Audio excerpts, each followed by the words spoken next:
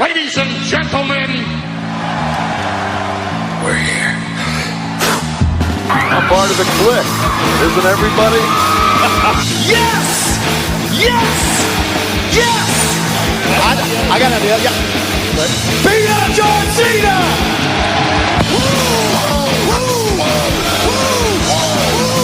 Give me a hell yeah! Oh, a little bit of the bubbly. Too sweet! Here goes the mother! This is where the power lies! I am the man.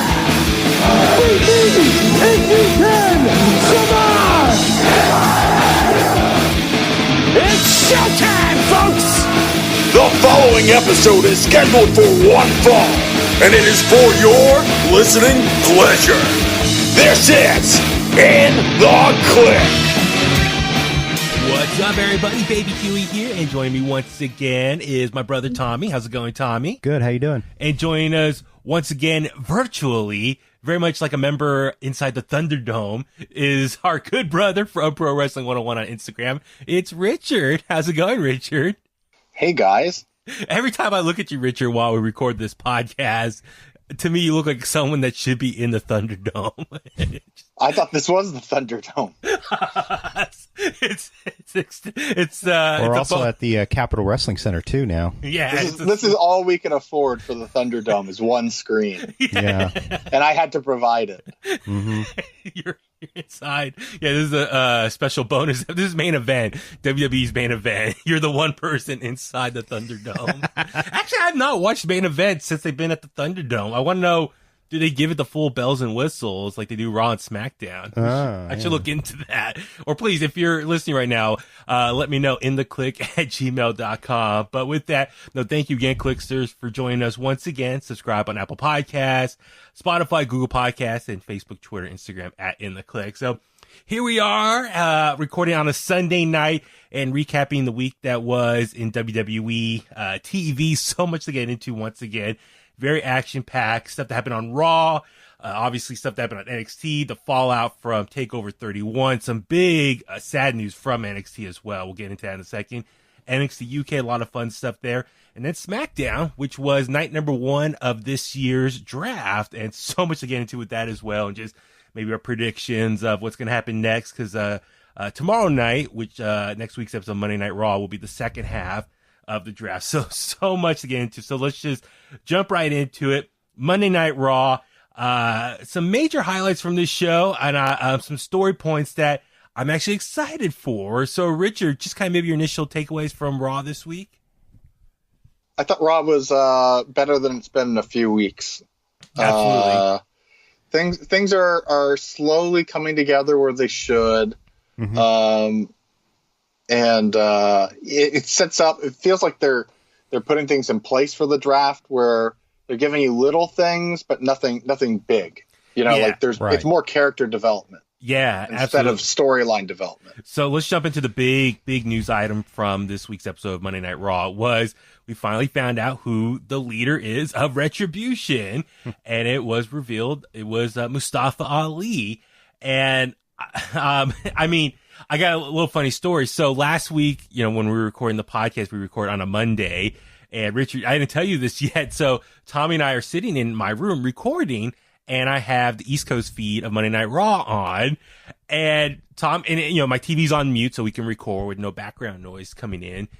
And that moment, the reveal happened as we're talking to you. So part of me, like, I kept my emotions quiet, but I was going to go say, oh my God, but I didn't want to throw you off or spoil it for you. But Tommy and I are watching this moment play I was out. watching. I was kind of just going back and forth. Yeah, I was poking Tommy. I was like, look. And like, but we didn't want to say anything and like spoil it for you because I knew you were going to watch later. So, or I was thinking, well, maybe I should do like breaking news on the podcast.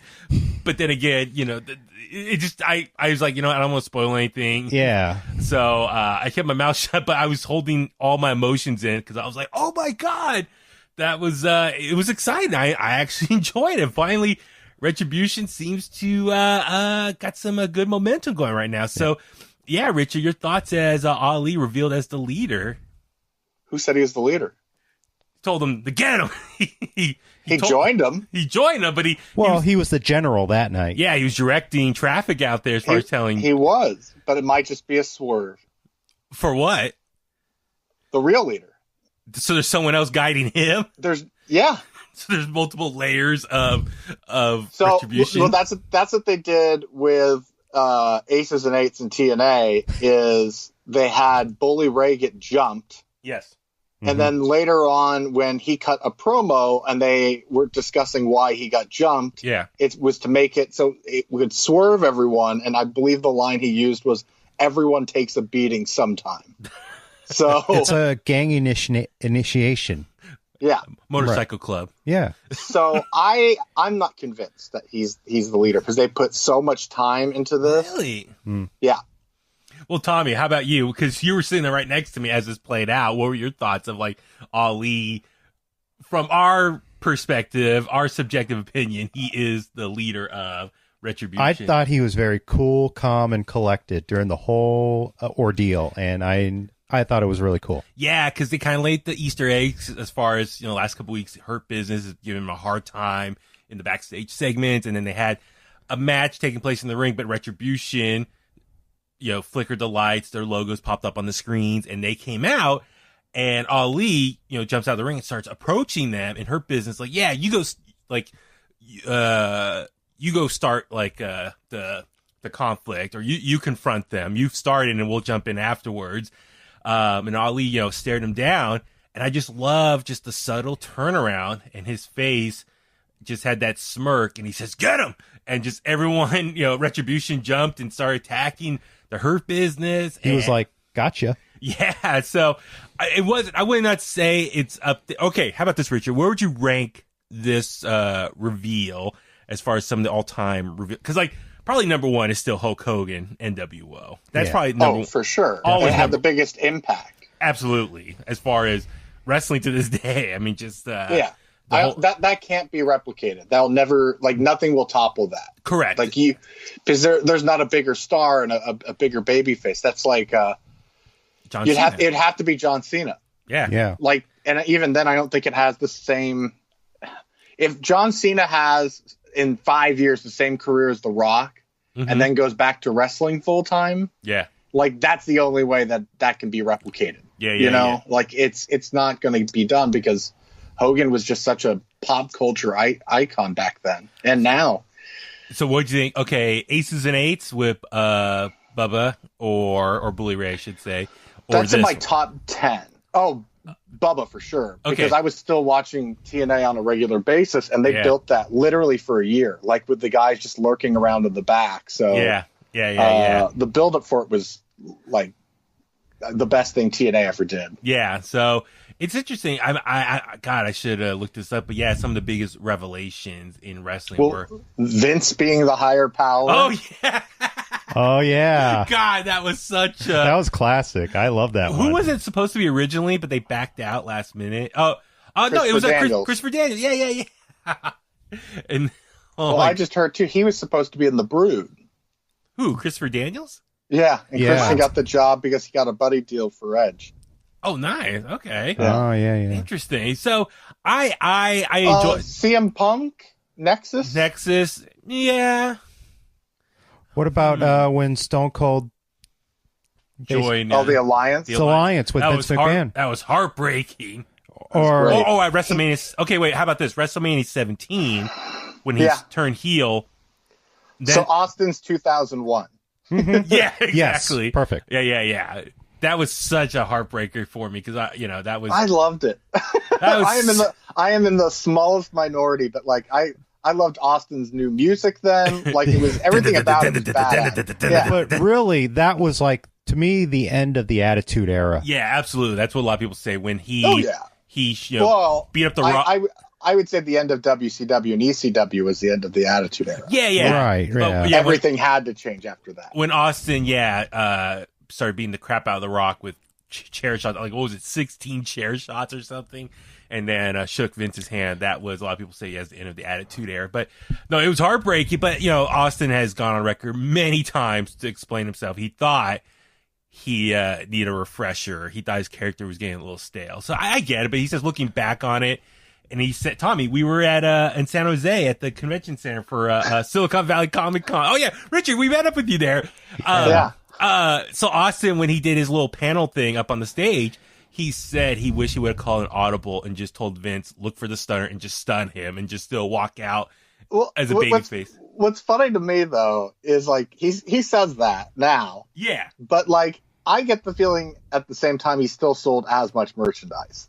Like he was still like it's just a character thing. Yeah. Like that's all it was, because I bought those long sleeve T-shirts with the skulls coming down the side. Yeah. It's just, nothing changed for me. It's still Austin. Yeah. Now I don't like the other guys. So he's directing his attention towards the other. Speaking of revelations, does a heel turn count, right? Yeah, I mean, just any, like, a character you didn't suspect was in a particular position. Well, this was most of the time, it's in a heel position. what about Seth Rollins leaving the Shield? Yeah. Oh, yeah. Like that was probably the last time my jaw dropped or something like that. Because I think we all Yeah. assumed Dean Ambrose was going to be the one, if I remember correctly. Mm-hmm.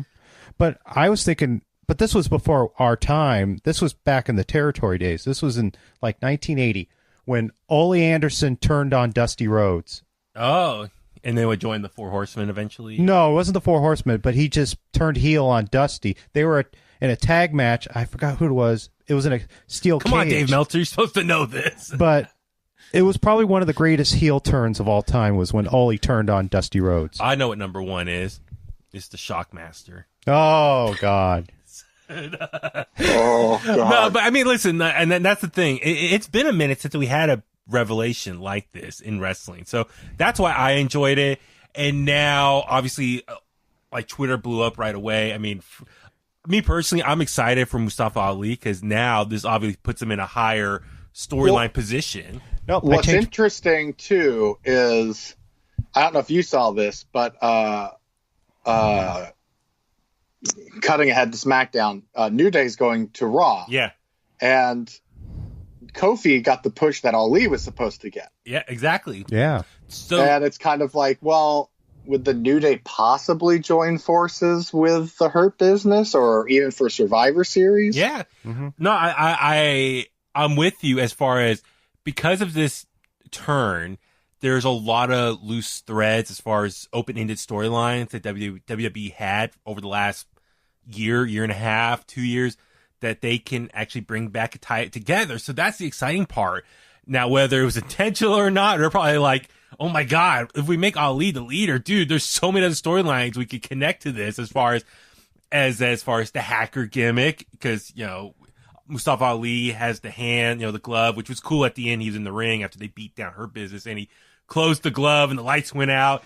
But that was something I noticed on social media that was, I think, misconstrued by fans when he did the hand thing, because it's like he's always done the hand thing. Yeah, They thought absolutely. He was like, I saw a lot of fans saying that, oh, it's the new symbol of retribution. It's like, no, that's what he's always done. yeah. Yeah. Like, Yeah. What are you doing? Well, and that's the thing too, is when he did that was cool. But obviously he has a mask. He's worn a mask to the ring, so he can wear a mask to blend in with them.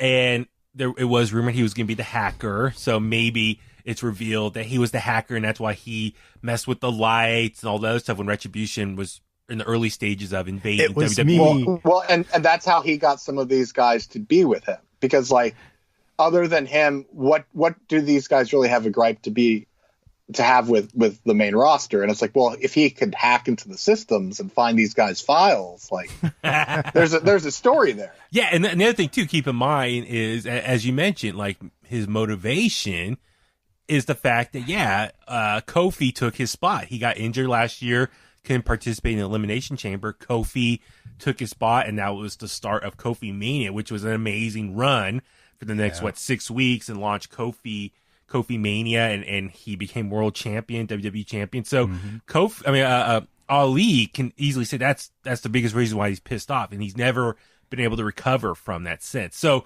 there's a lot of loose ends they can attach to this, and like I said, whether it was intentional or not, I mean, this is a great way that they're able to kind of recover, and I think really get some mileage out of this Retribution gimmick, because I think a lot of people were crapping on it over the last month or two. So I'm excited, and so like we'll see how this plays out on Raw post draft as well, and so it's gonna be interesting to see how this goes. Another revelation I like. Which one? Rikishi taking out Stone Cold Steve Austin. I did it for The Rock. Please email us intthekliq@gmail.com with your best revelations in wrestling. I did find it interesting, the tone and tenor of the Twitter universe when it came to this, considering how much they've shit on it. Yeah, absolutely. 2 months. And all of a sudden, it's like, now this is it's cool. The second coolest thing on Raw. Yeah. So, no, you're right. I'll be the first to admit, I wasn't a big fan of Retribution at first, and now it's definitely turned something cool.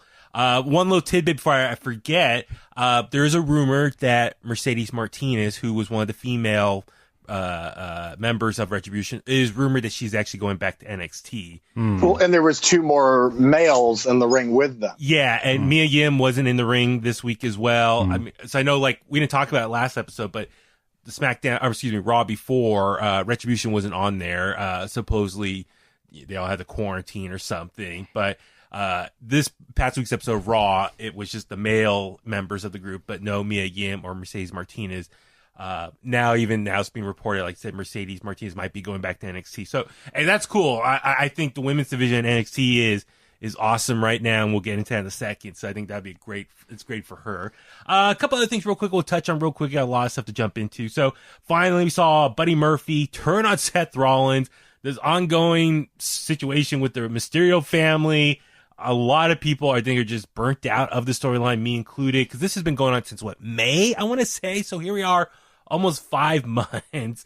It makes me wonder if Ray wasn't injured, maybe this storyline would have wrapped up a little bit sooner. So Murphy finally turned on Seth. Good for Murphy.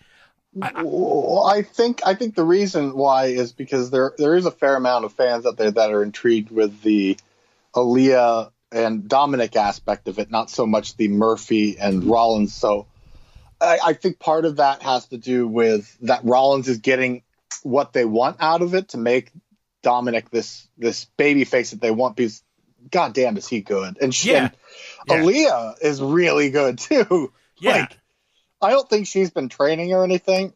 I don't think she's going to be in the ring. I'm pretty sure this is not going to be like a forever thing for her. This is a short term, something to do, make some money type of deal. But she's kind of got a knack for this. But who knows? I mean, she's only 19, so maybe does she get the itch to wrestle after this? This could really inspire her. I mean, that's yet to be seen. But anyway, jumping ahead already to the draft, that whole storyline, they just pretty much picked up everyone, move them over to SmackDown. But we'll get into that more in a second. We also see Keith Lee take on Braun Strowman. Braun Strowman wanted a challenge. Dude, the 2 big hosses going at it. Tommy, I knew you loved this match. Oh, yeah. I mean, they were just going all out, balls to the wall. It was great. Yeah, and then they went out one of they took out one of the walls, the barricades on the side of the ring, and then they went up the ramp. I mean, this to me, Richard, very much had the vibes of Braun and Bobby Lashley a couple years ago. Yeah, Braun and Roman. Yeah, as well. I mean, so Braun, when he's in there with another big fella, definitely good things happen, big explosions. But this match, I wonder if it would have happened on maybe Raw Underground. But Rich, I want to ask you, we were talking off the air. So this is the second week in a row Raw Underground didn't happen. It ended obviously a couple weeks ago, or as far as the last match was Braun taking on Dabo, what's his name? Dabba-Kato. So we have not seen Raw Underground since. I mean, people are wondering, is WWE just trying to slowly cancel it, quietly, don't talk about it anymore. Put it on the shelf for now. I don't know, Richard, like, I know you're a fan of Raw Underground. I mean, do you wish they would keep it going? I think it's just not going right now because of COVID. Like, they had that outbreak, and a lot of the people that surround the ring are NXT people. Okay. So timelines match up. So they had that other outbreak not that long ago, and I'm just going to assume it's that. it'll be back. Right. Yeah, it'd be interesting if they do bring it back. Maybe they'll have new people, obviously with the draft taking place, so that maybe some new bodies for the roster for that portion of the show. So that'd be yet to see be seen. And the last big thing we'll talk about here was the Kevin Owens show. Kevin Owens wanted to talk to Bray Wyatt, or excuse me, the Fiend. Instead, we got the Bray Wyatt from the Firefly Funhouse going back and forth. And it was obviously a preview for their matchup on SmackDown this week. And as Kevin was coming up the ramp, Aleister Black attacked him. Aleister Black, we didn't touch on this last week, but he has new theme music. He's now wearing like these tight, shiny pants, and he has a contact lens in one eye, the eye that he got poked in, and it's like a little bit darker looking. So a little bit of a repackaging, slight repackaging. I don't know. I thought he was fine the way he was, but who knows? Maybe Vince Powers that Be thought he was due for a change. I don't know. What do you think, Richard? I think he's due for more changes because I just see that, before this, I saw the same Aleister Black that was in NXT, and that was getting a little bit boring for me. Okay. Yeah. So I did see something on Instagram with him and Zelina Vega next to each other. I know they're married, but maybe that gets repackaged as a couple package. Ooh, I like that. Yeah. Would be good because he's terrible on a microphone. And she doesn't have a team right now to represent. I know She doesn't have anyone, yeah. And she's kind of looks like maybe doing a little bit of a wrestling run. She's getting the ring rust off right now. Yeah. It's let's be honest, she's not easy to watch perform at the moment. Yeah, because even saw this week it was Mandy Rose, Dana Brooke, and Asuka taking on her with Natty and Lana. I have breaking news for you. Go on. What's that? This comes from Animal Wrestling Association on Instagram. Great account, by the way. Yeah, stellar content. He says, did you hear the new Lars Sullivan dirt sheet bullshit? No. What? Is this a joke? Well, apparently Lars Sullivan was hitting on his yoga instructor and asked her for some booty pics. No way. Are you joking? To that point, so what? Who cares? Why is this even news? Hold on. We're looking at it right now. Let's see. Okay. I'm not seeing. 45 minutes ago, Lars Sullivan accused of harassing a woman on Instagram. Oh, no. Inappropriate messages to a married woman. Oh, man.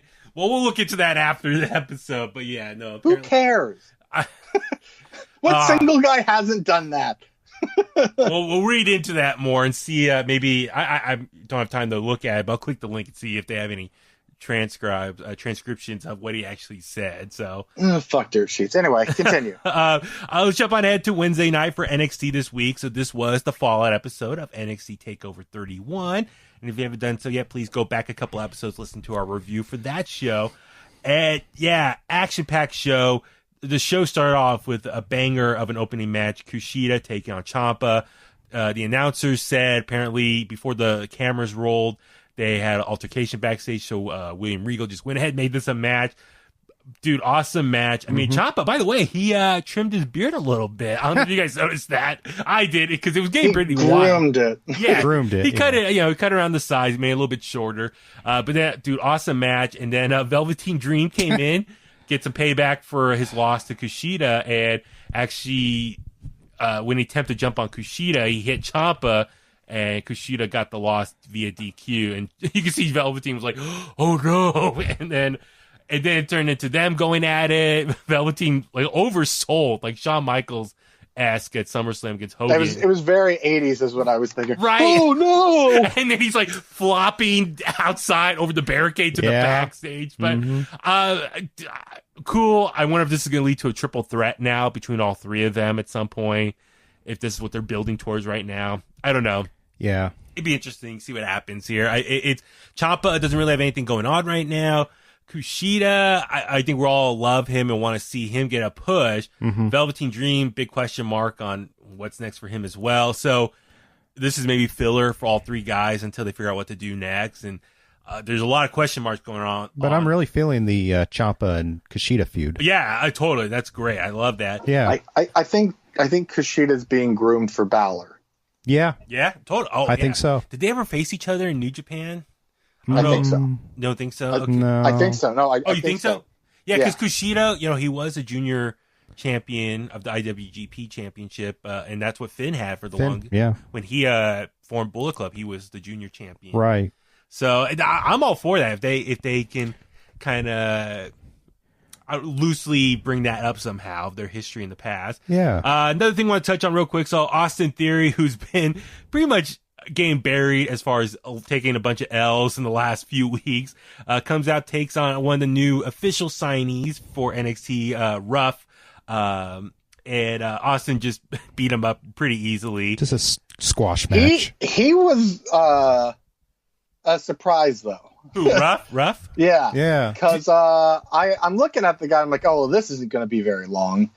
And some of the shit he was doing, it's like, oh my God, this guy's like real life Spider-Man. Yeah. Like, I don't expect him to win any matches. He looks like Cheeseburger from Ring of Honor. Yes, I was thinking that.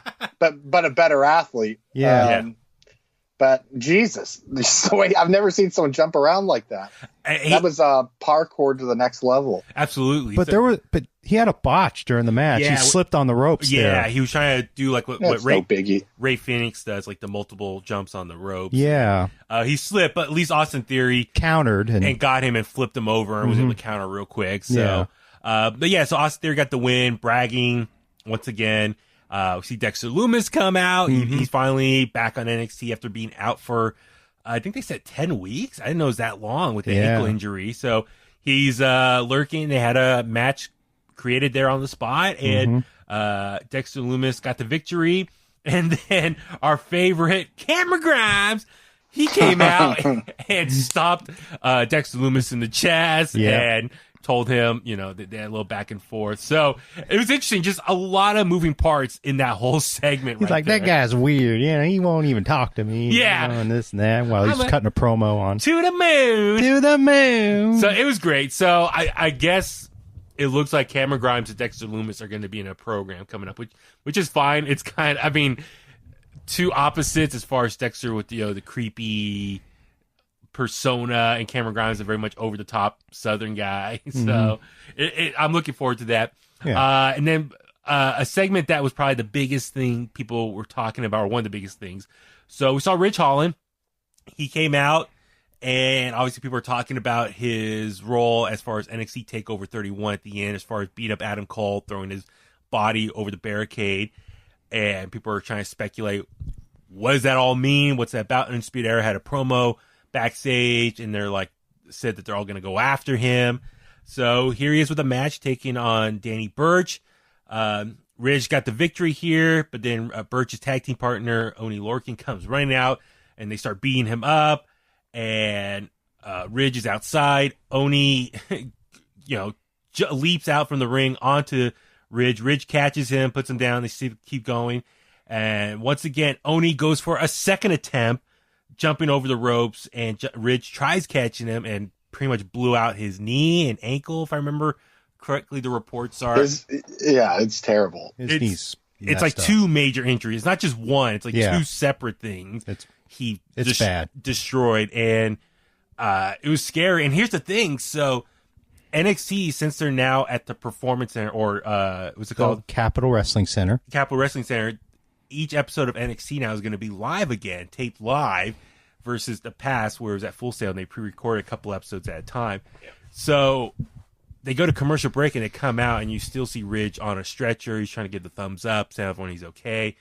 But God, just the screams. Tommy, I was watching on the weekend, and Tommy says, listen for his screams. And Richard, dude, that screams of like in pain. I was like, oh my God. I felt bad for him. And listen, I think they should stop with the suicide dives and just stop with the. Well, I mean, that the dive he did, it's not the dive, it's the way he caught him. Right. Like that's the thing, because like even to your point, I mean, it's a freak thing that happened, like Sid's. Yeah. Sid just landed wrong on his leg, and it broke. I mean, it wasn't Ridge jumping. Ridge was catching, but his leg was the wrong way. And because I watched it twice, and then I watched the replays of it because it was like Oh, But you got to give props to the officials. You know, they were doing their best to direct traffic and all that. They like tackled Oni off of him. They were on their A game. Because they saw he was screaming, and Oni, you know, in character, he's trying to keep the momentum going. And you could see Ridge was not fighting back, and he was grabbing his legs. So the refs all like pushed off Oni. And then, you know, at one point we heard it. One of the refs told Oni, go back in the ring. So he went back in the ring. No, it's just unfortunate because with Ridge, Holland, with that injury, who knows what the timetable is. I think it's going to be a while. One of the injuries, I think it said 6 to 9 months, but with the other, I mean, it could be a year. It's sad just because here he is, the following episode of the start of a new storyline involving him. Mm-hmm. The storyline's going to continue because when he showed up on NXT, he got out of that car and the BMW Mercedes, yeah. He said something to the effect of that there was someone paid for it. Someone paid for it. Yeah. And so who paid for Ridge Holland to take out Adam Cole? That's where we go now, because now you can have someone else take out someone from the Undisputed Era. So some hired guns coming in. So no, I'm glad you brought that up. But yeah, it was interesting. He comes up in that car and he's like, I didn't have this last week. Now I do. So it's like, ooh, okay. I'm trying to think who has enough money to afford a car like that. Ted DiBiase. He comes back. So, but no, yeah, my heart's for Ridge, and obviously they debuted him on NXT not too long ago, so I'm assuming they had big things planned for him. So it just sucks, and I mean, and NXT has just had a nasty case of these injuries for their roster in the last month or two between Ridge, Karrion Kross. Who else was I'm trying to think who else? But there's some other people getting hurt. What's her name? Tegan Nox. Tegan Nox. You know, her injury. So it's remember WWE a couple years ago? Like everyone was getting hurt right before WrestleMania. Mm-hmm. Listen, it's just the nature of the business. And it just sucks. It's unfortunate, but so yeah, we'll see how long he's out for. Just real quick, I'll touch on the odd couple that they have forming between Killian Dane and Drake Maverick. They defeat Ever Rise. Richard, what's your just thoughts on this odd couple? I skipped it. Oh, you skipped it? You didn't see Drake dancing with the new theme song? Okay, we'll jump. Nope. We'll skip this. It's.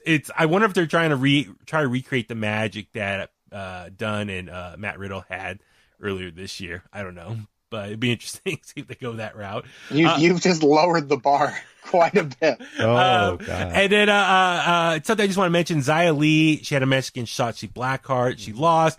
And then we saw Boa come out, he was in a suit, hands her a piece of paper. Yeah. Any guess what you think was on that piece of paper? I have no idea. We'll see. Yeah. Tune in this week. Yeah. Because it seems like Boa is finally going to be on TV, and Xia Li's probably going to get some sort of a push here. Yeah. Yeah. It's good. And I think her going more heel, it's good if it gives her some TV time. She'll dye her hair white now, right? That's what all the female heels do. White. It's a recurring theme now. And then the main event, we saw Amber Moon, who cut a promo early to start out the show. And so her and Rhea Ripley teamed up, take on Raquel and Dakota Kai. Love the main event. Amber Moon looked amazing. Yeah. I'm so happy that she's able to make a full recovery. But yeah, Richard, this was an awesome main event. I'm wondering how bad that injury actually was, because I honestly didn't think we'd see her for another year or so. The way they made it sound Well, they said the Achilles injury, and I remember her on backstage saying that you probably won't see me till 2021. Yeah, it's interesting because her and Xavier Woods, who, skipping ahead to SmackDown, he returned. They both had a similar injury, and he came back in 10 months. I think she was gone for 14. 14, I think it was, because she got hurt in front of us at Chase Center when Raw was at Chase Center. She was in the 24/7 run. She was running for the title. That's how she got hurt.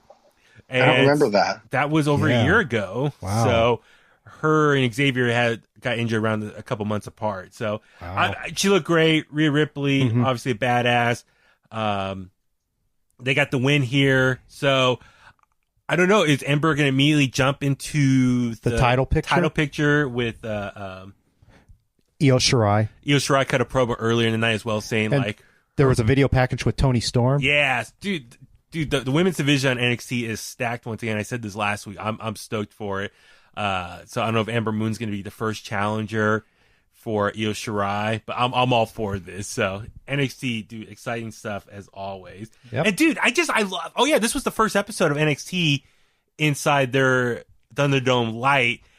What you think? I loved it. Amazing. The It light looks show, so cool. It Yes. looks awesome. I love it. The light show, the TV screens going. I mean, even though it's obviously feels smaller in size compared to the Thunderdome, but Yeah. just the bright light. It just the room feels very filled.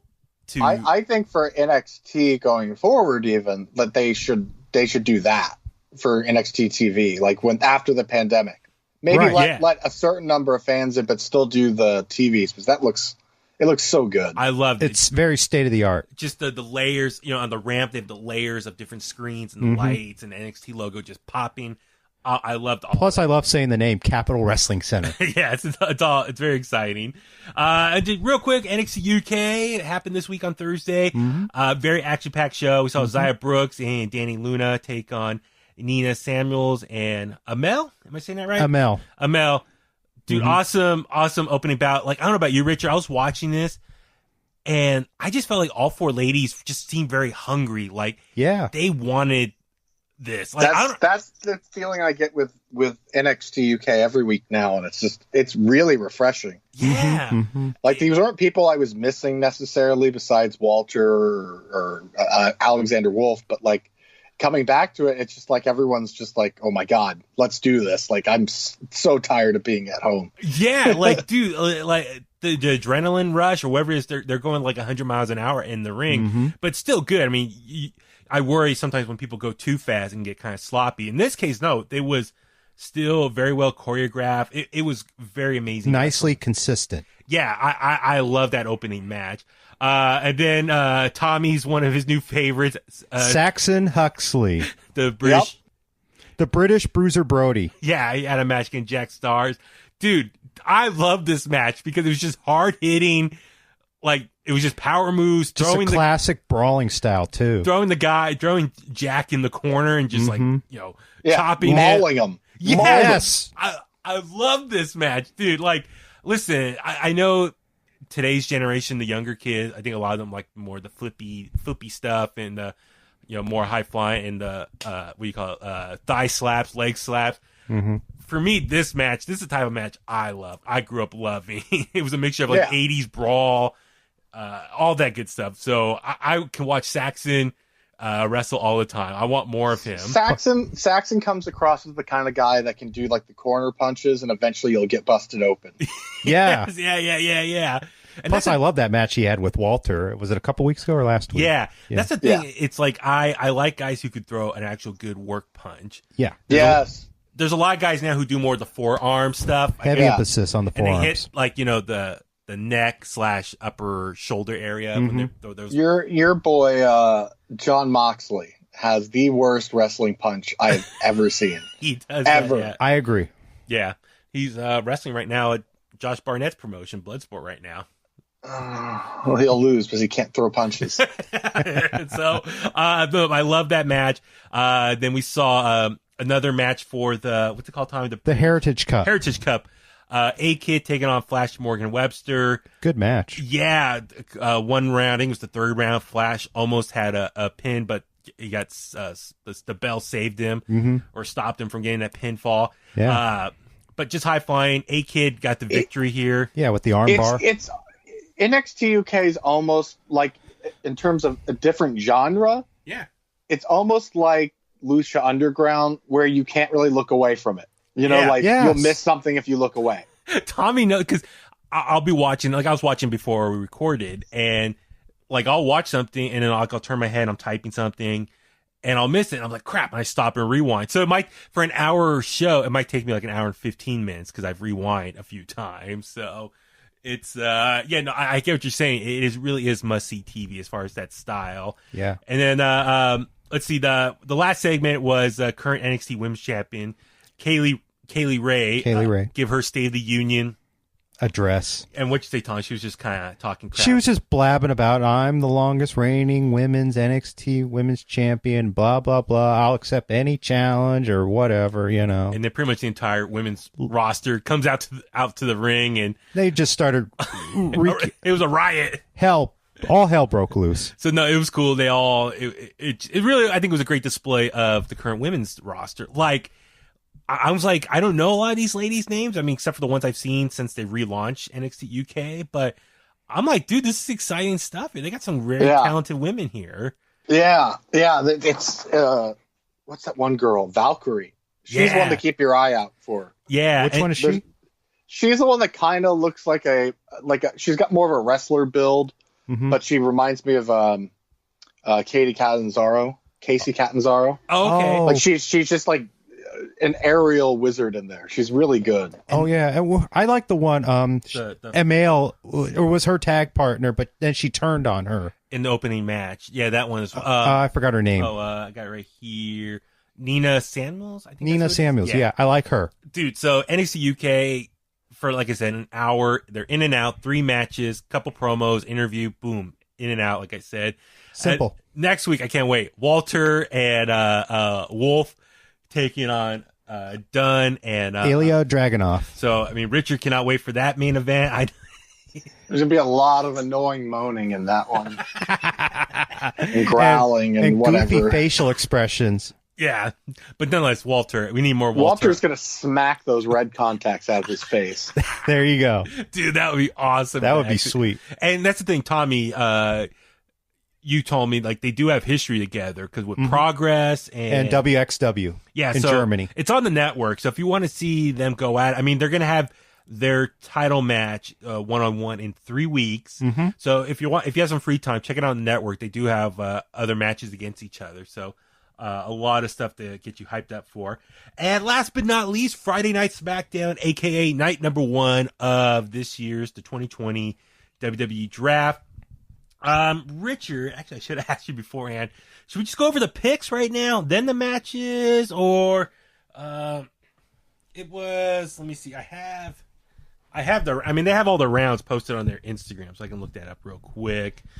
Dealer's choice. That's up to you. Okay, well, opening match, we saw Big E taking on Sheamus. Falls count anywhere, dude. Badass opener. Good match. We got blood. We got blood on TV. Like. It was amazing, and I've heard people say it's great because Sheamus, he's so paled white skin, all the lacerations and blood all shows up on his skin, like extra vibrant and bright. So, but Big E got the win here. Good for him. It just once again really solidified, I think, a big push coming for him, and really got that towards the end of the show. Do you think Sheamus goes to Raw at this point? No. Well, because Sheamus, he's put over Big E and he's put over Jeff Hardy. Those are his last 2 big feuds in the last few months. They set up that match with the New Day against essentially the Bar and Shinsuke, even though Shinsuke and Cesaro are a tag team. Yeah, the goodbye match for farewell to the New Day match. Is that going to be on SmackDown or is that going to be on Raw? SmackDown next week. Okay, so I'm going to say no. Okay. It'll be interesting, see what happens. So the first round, I'll just quickly zip through this. So Raw picked WWE Champion Drew McIntyre. SmackDown took Universal Champion Roman Reigns. Raw also took Asuka. SmackDown took Seth Rollins. And Raw took also the Hurt Business. So not too surprising. I mean, the biggest takeaway was Seth Rollins. Right, Richard? Yeah, which is a good move. Yeah, because, dude, he's been on Raw for the last 4 years. He's never been drafted away from Raw. I'm super happy. It's like fresh change of scenery. He needed a change up major. So, and I'm glad Her Business was selected as a team, and they're staying on Raw. And it looks like the U.S. title is going to be staying on Raw as well. I think a lot of people were anticipating, maybe Sammy gets switched to Raw and Her Business goes to SmackDown, but no, I'm glad Raw is staying, or Her Business staying on Raw. It looks like obviously that Retribution storyline, they want that to play out, and who knows, maybe that could be a Survivor Series matchup at some point. Do we mention that AJ Styles is going back to Raw? We'll get into that in 1 second. So And then we also saw Jey Uso comes out, cut a promo, says he wants Roman Reigns to come out and, discuss their match at Hell in a Cell. We saw a video package. Paul Heyman says, Roman he doesn't answer to you. He goes on his own time, but then literally like 90 seconds later, Roman starts talking and pretty much just said, it was good though. It was very good. Yeah. Their matchup at Hell in a Cell, inside Hell in a Cell, is going to be a I Quit match. Yes. Which is great. Like, Richard, what are your thoughts on that concept? We never seen that before in a Hell in a Cell. It's simple and it works. Yeah, because literally you're trapped in a cage. Yep. Yep. What could possibly go wrong? Beat the crap out of each other, and you have nowhere to run. So if you're tired of this ass beating, you have to quit. A la Magnum TA and Tully Blanchard. So I love this. Let me ask you this though, Paul Heyman. Since he's been managing Roman, he's more whispering, but he like enunciates when he's whispering, lower speaking. He's not like shouting versus Brock. Paul's different with all of his clients though. Like he was almost strictly in the background with Punk. He did all the talking for Brock, and now he's doing something different with Roman. Yeah. He's building Roman as this wise chief, that should be revered. He doesn't need to yell about it. It's just this is the crown jewel of WWE right here. Yeah.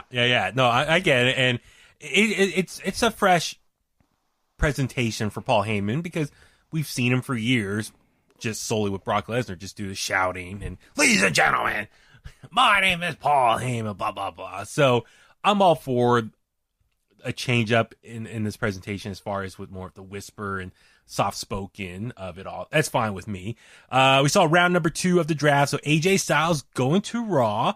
And then we saw Sasha Banks staying on SmackDown. Naomi drafted to Raw. Again, 10 Love seconds. that. Yeah. Bianca Belair going to SmackDown. That's a good Love one. it. And the women's tag champions, Nia Jax and Shayna Baszler, drafted to Raw. So a couple things here.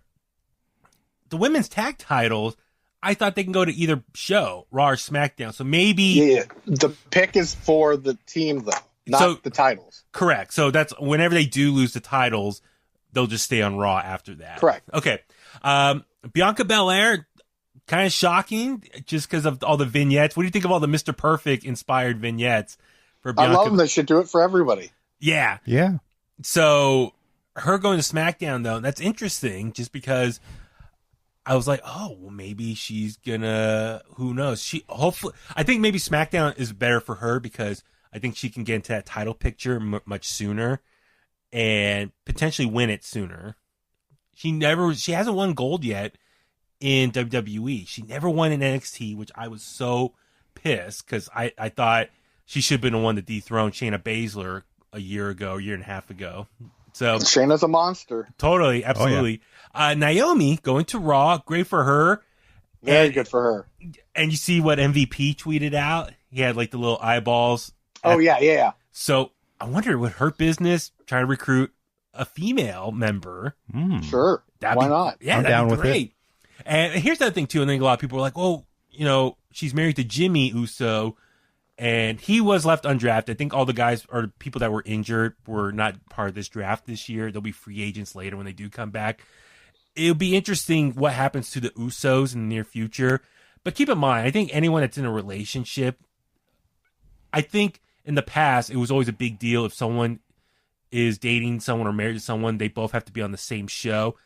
But because of the pandemic right now, they're all going to the same location every week. They're not traveling. They're not on the road. They're not doing house shows. Exactly. So theoretically, they can still show up at the same show at the same time. And so Raw and SmackDown are both in Orlando at the Amway Center. So, and who knows how long this is going to last for. So I think it's not as a big deal. So like case in point, I'm just skipping ahead to like where maybe Charlotte Flair might end up and where Andrade might end up and some other people. So all for that. Sasha Banks, I was really surprised. I thought she might go to Raw because she had her match with Bayley this night on Friday night. Quick match, only 5 minutes. Bayley got disqualified. Obviously, it's going to lead to the rematch at Hell in a Cell. But I kind of thought, Richard, that maybe Sasha would lose and then get drafted to Raw, and she wouldn't she'd be forced to avoid Bayley and not get her full revenge. And I thought this would lead to maybe she has to go into the Royal Rumble and win the Royal Rumble to therefore get her rematch, her payback at WrestleMania. That's what I'm thinking. You're really, really transfixed on WrestleMania for this. Absolutely. It's not going to happen. I know it's going to happen Hell in a Cell now. It's already going to be there. And then, it doesn't matter. It really doesn't matter. We're getting it. It's going to be good. I mean, this is Sasha's third Hell in a Cell. Yeah. Charlotte. And her last two were extremely memorable. Absolutely. The one with Becky was the last one. Yeah, last year. Yeah. And then AJ Styles, good for him. I know AJ was kind of obvious based off of him being vocal about Paul. So yeah, and that's the thing. It's like, so he got drafted to Raw last year, which is great because at that point he was on SmackDown for 3 years. So go to Raw, and then obviously he was on SmackDown the last 5 months. He got traded because of he was frustrated with Paul Heyman. Now that Paul Heyman's back on SmackDown, it makes sense he's going to go back to Raw again. So I'm all for that. I mean, maybe him and Drew McIntyre at some point. I think there'd be some exciting matchups there. So it'd be really cool. Then also we saw a tag match. Tommy, it was Riddle, Jeff Hardy versus Miz and Morrison. We saw Riddle and Jeff get the win here. But we saw Lars Sullivan. The return of Lars Sullivan. Lars Sullivan makes his big return, beats the crap out of everyone. Morrison tried to pull the Miz out. He couldn't. Dude, Richard, just thoughts on Lars just tearing up shop on his big return. I'm for it. Yeah, except now breaking news. I guess that there's some controversy around the guy, but like, look, a lot of it is based off of when he was super young and dumb and naive or broke. Like, no one knows the circumstances, so it's just kind of use your best judgment. Yeah. And, well, that's the thing too is in terms of his in-ring work, I'm a fan. He's a complete throwback to like monsters of yesteryear. So of absolute territory. So yep. I'm glad he's back because I didn't think he would come back. Yeah, he's been gone for like 14 months, I think it was. I heard the last Saudi Arabia show, wasn't it? Wow. Yeah, man, a long time. Or the one before that one. Yeah, it was. Yeah. Okay. Well, and then the other thing too is, so I wonder. So he's been added to the draft pool for Monday. I wonder wherever he goes, Braun's probably going the opposite show. You know, they're trying to separate the big monsters. Braun, I thought I'm just guessing, was probably going to go to Raw because he's been on Raw the last couple weeks. But now he already has a Universal match against Roman this coming Friday. So maybe Braun stays on SmackDown, then maybe Lars goes to Raw. So that's just a little forward thinking right there. Next round number 3, we saw Ricochet go to Raw, Jey Uso go to SmackDown, Mandy Rose go to Raw, Dominic and Rey Mysterio go to SmackDown, and then Miz and Morrison go to Raw. So Miz and Morrison, cool, go to Raw. Miz has been vocal. Every draft, he's always been drafted away from wherever show he's on. So he jokes that he is must-see TV, and USA Network is his network because he does, obviously, WWE, he does Cannonball, he has Miz and Morrison. I'm sorry, Miz and... Maurice or... No, Ms. and Mrs. Mrs. Mrs. Yeah, but that's on the E network, right? No, it's on USA. Oh, it is. It returns in November. So, well, they're same company. Yeah, and so Jey Uso staying on SmackDown, that makes sense with his Roman storyline. Ricochet, I was kind of hoping he would go to SmackDown. Yeah, fresh, change of scenery for him. I think him and Apollo were just getting their ass kicked lately too much from Hurt Business. I thought maybe he can enter the IC picture scene over on SmackDown. That's what I was kind of hoping for.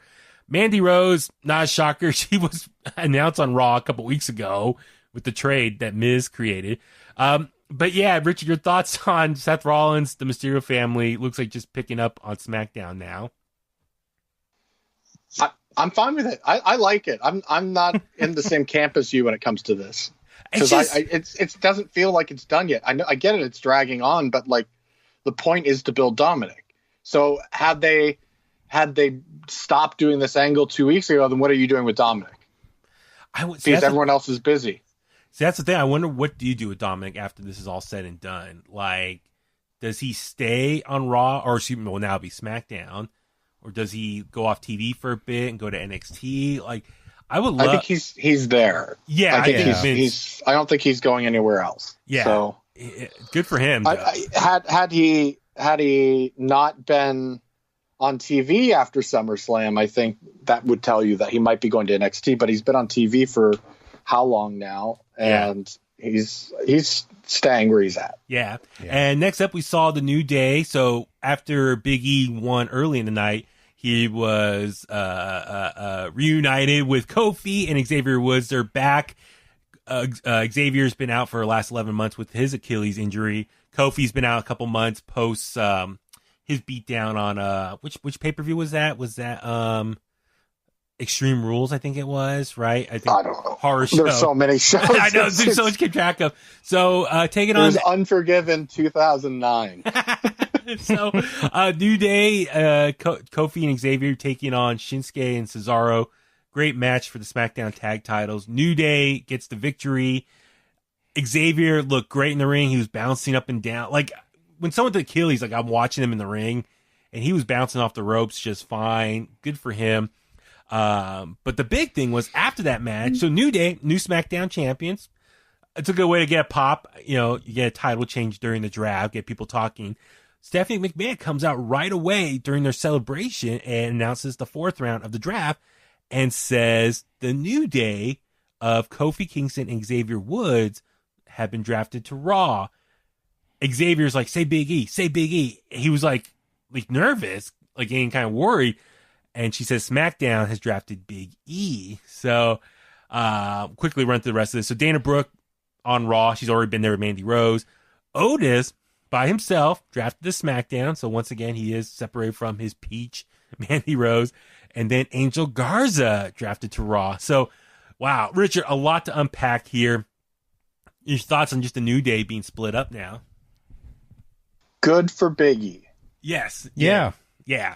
It's interesting. I think this is a brilliant strategy on their part because they're going the slow build for Big E, and when he gets there and wins the belt, people are going to lose their minds like they did for Kofi.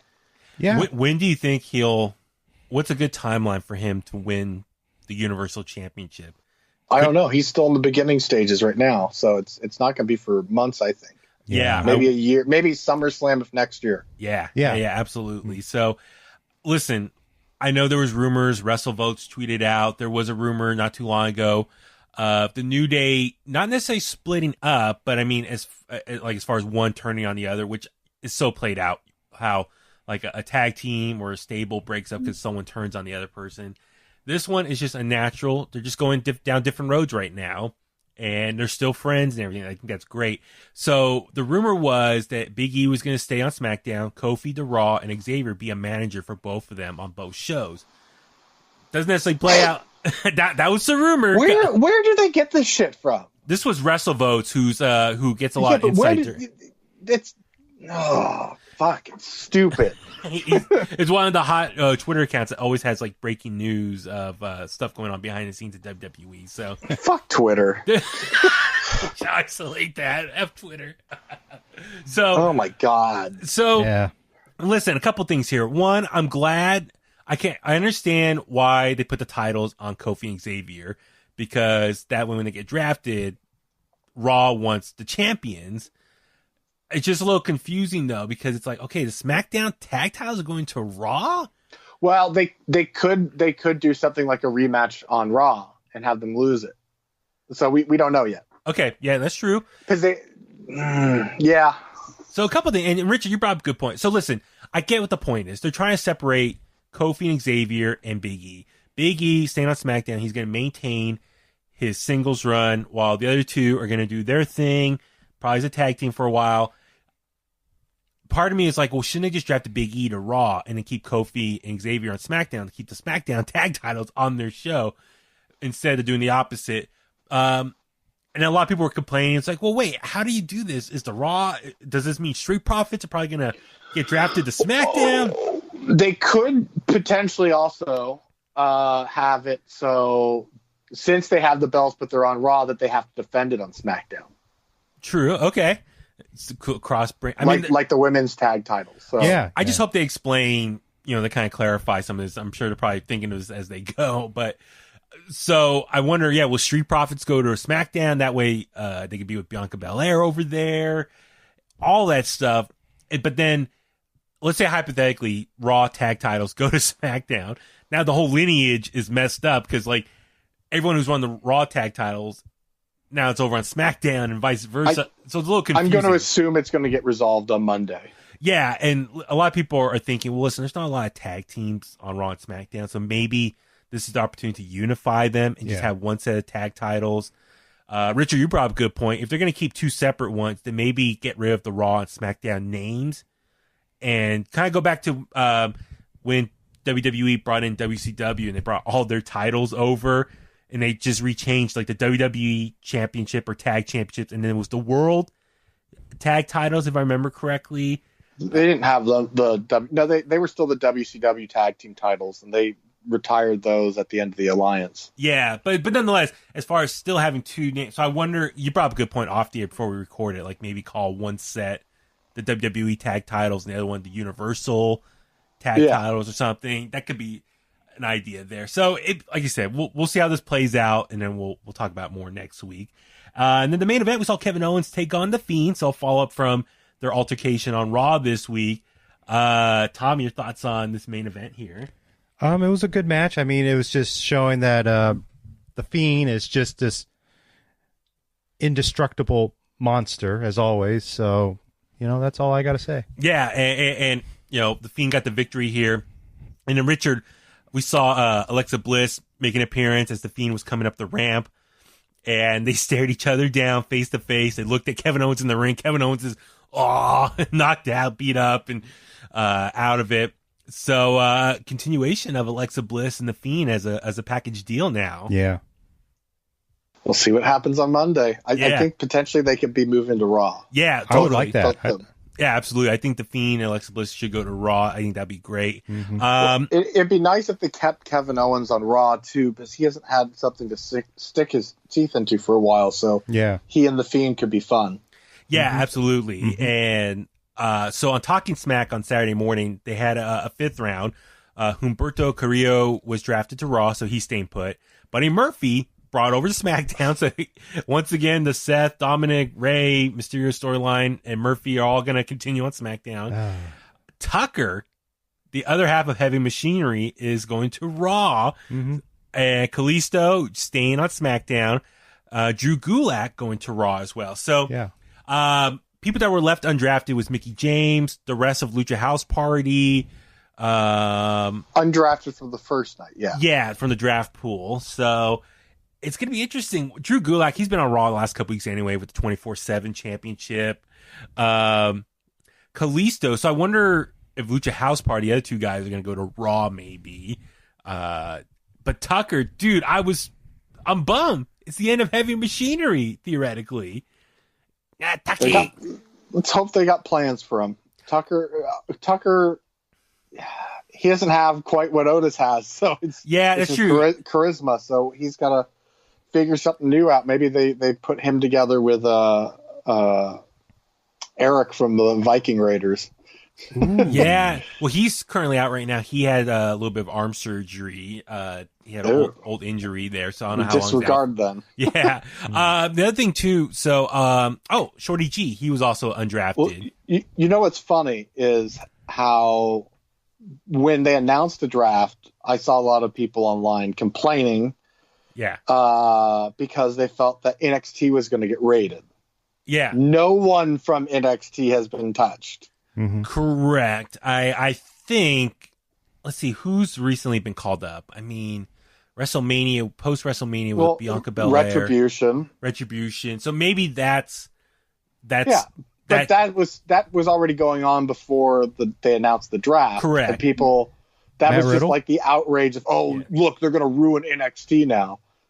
No, they didn't. No. NXT is untouched, people. Yeah, and I hope that carries over on Monday as well, just because, between Dominic Dijakovic, Dio Madden, Shane Thorne, Mia Yim, the Retribution members, that's a lot of bodies right there that's coming up from NXT. So that totally maybe replaces, quote, call-ups this time around. So, dude, a lot of great questions and things to look forward to on Raw, night number 2 of the draft, tomorrow night. And SmackDown the following week is going to be, it's a season premiere. Renee Young's going to be on the pre-show. This will be exciting. And then a farewell match for the New Day as a 3-piece.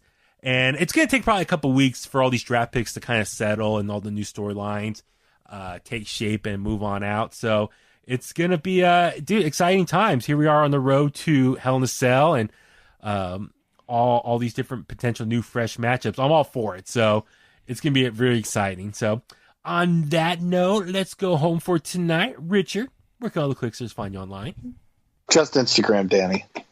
Pro underscore. Oh, pro underscore wrestling underscore 101. And nowhere else. Also, animals. Don't follow me anywhere else, but follow Animal Wrestling Association. He does the music for the open of the show. His band Bounty Hunter Brothers, which you can find on Instagram, Facebook, and Twitter. And don't forget to rate, review, and subscribe to this show, folks. Absolutely. Tommy, where can the Kliqsters find you? You can find me on Twitter and Instagram at IronFist1982. I'm Baby Huey. Find me on Facebook at Baby Huey Official, Twitter and Instagram at Baby Huey83, and In The Kliq, Facebook, Twitter, Instagram as well. Remember, as Richard just said, subscribe, Apple Podcasts, Spotify, Google Podcasts. A lot of exciting stuff coming up in the works. And on that note, let's go home. And that's the bottom line because Huey said so.